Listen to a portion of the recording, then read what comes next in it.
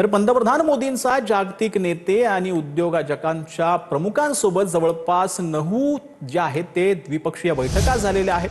7 बैठका विविध देशांच्या नेत्यांसोबत झाल्याची माहिती आहे। Spain, Finland, Siberia, Croatia, Estonia, Kazakhstan, Bhutan या देशांचा यामध्ये समावेश आहे। 2 बैठका तंत्रज्ञान क्षेत्रातील आघाडीच्या उद्योजकांसोबत पार पडलेल्या आहेत। तर अजितदादांच्या विमान अपघातामध्ये ब्लॅक बॉक्स जाणं अशक्य असल्याचं जयंत पाटील यांनी म्हटलेलं आहे। घड्याळ, मोबाईल सापडतो, मग ब्लॅक बॉक्स कसा गेला असं जयंत पाटील यांनी म्हटलंय। ब्लॅक बॉक्स जाण्यावर कुणीही विश्वास ठेवणार नाही असं देखील जयंत पाटील यांनी म्हटलं। ब्लॅक बॉक्स जाणं अशक्य आहे आणि त्यामध्ये घड्याळ, मोबाईल सगळ्या गोष्टी सापडल्या आणि त्यामुळं ब्लॅक बॉक्स जातो याच्यावर कोणीच विश्वास ठेवणार नाही। तर राजकीय पुढाऱ्यांनी राजकारण बाजूला ठेवून कुटुंबाला न्याय द्यावा असं गोपीचंद पडळकर यांनी म्हटलं। पोलिसांनी अझहरवरती कारवाई केली तर पोलिसांची हत्तीवरून मिरवणूक काढणार असल्याचं देखील गोपीचंद पडळकर यांनी म्हटलं। आपण राजकारण सगळ्यांनी बाजूला ठेवून आपण या विषयामध्ये या घराच्या पाठीमागे उभा राहायचं आणि त्यांची मुलगी त्यांच्या हातात आणून द्यायची, घरात आणून द्यायची, सुरक्षित आणून द्यायची, ही जबाबदारी तुमची आणि माझी आहे। आणि हा जो अझहर आहे, मी एसपी साहेबांना विनंती करतोय, अझहरच्या मुसक्या आवळा तुम्ही त्याच्यावरती मोका अंतर्गत कारवाई करा आणि हे मुलगी आमची सुरक्षित घरी आणून द्या। तुमची हत्तीवरनं मिरवणूक हा गोपीचंद पडळकर आणि संग्राम भाया या दिवसात काय ही मुलगी आरोपीच्या ताब्यात असल्यानं स्वतःच्या मर्जीनं गेल्याचं बोलते। आरोपींवर कारवाई झाली पाहिजे अशी प्रतिक्रिया आमदार संग्राम जगतापांनी दिली आहे। व्हिडिओ जबरदस्तीनं बनवण्यात आल्याचा दावाही आमदार संग्राम जगतापांनी केला। जोपर्यंत कायदेशीररित्या ती पोलीस प्रशासनाच्या समोर येत नाही तोपर्यंत हा व्हिडिओ काय अजून कुठलाही हा मोर्चा संघाचा कुठला तरी व्हिडिओ आला तर तो अजिबात ग्राह्य धरायचा नाही।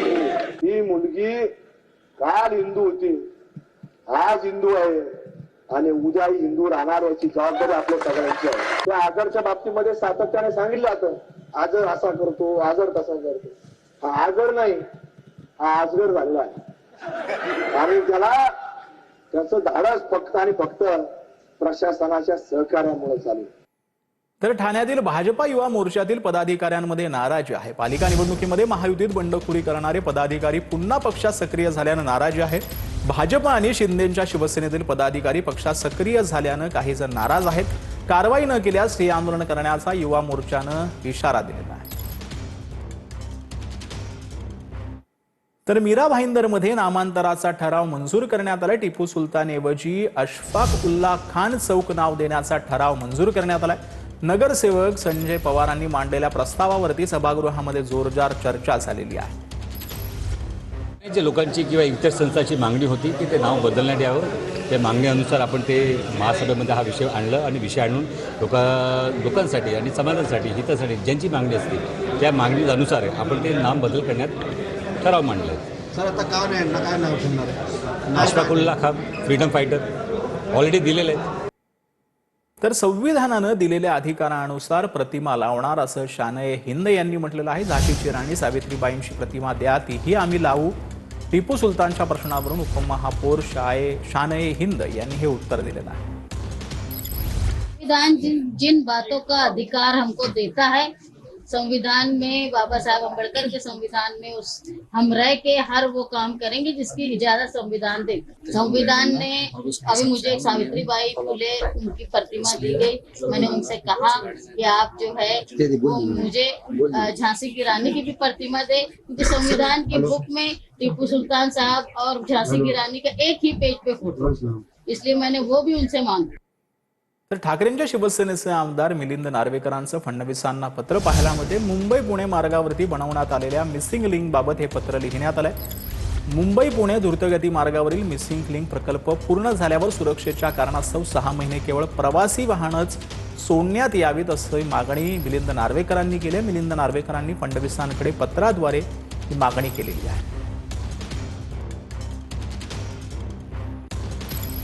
तर नागपूरमध्ये वेगळ्या विदर्भ राज्याच्या मागणीला पुन्हा एकदा वेग आलेला आहे. वेगळ्या विदर्भाच्या मागणीसाठी जनसंकल्प बाईक रॅली काढण्यात आली आहे. संविधान चौकातून या बाईक रॅलीला सुरुवात झाली असून शहीद चौक इतवारी येथे रॅलीचा समारोप झाला. या रॅलीमध्ये मोठ्या संख्येने नागरिक सहभागी झाले.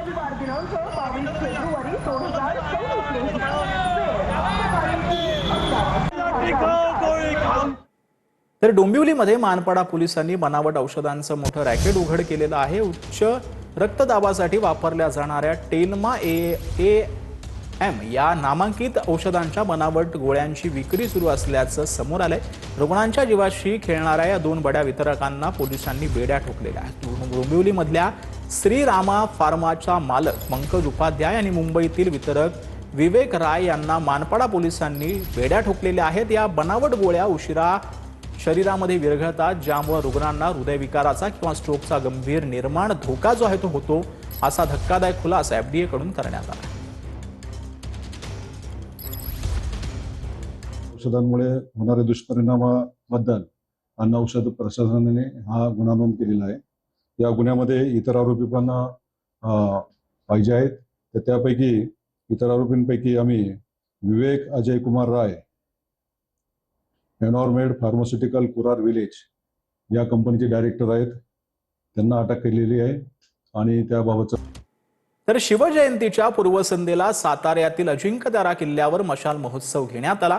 अजिंक्यतारा किल्ला शेकडो मशालींनी उजळून निघाला. मंत्री शिवेंद्रराजे भोसलेंच्या हस्ते गडपूजन करून या कार्यक्रमाची सुरुवात करण्यात आली. पारंपरिक वाद्याच्या गजरामध्ये किल्ल्यावर शेकडो मशाली प्रज्वलित करण्यात आल्या.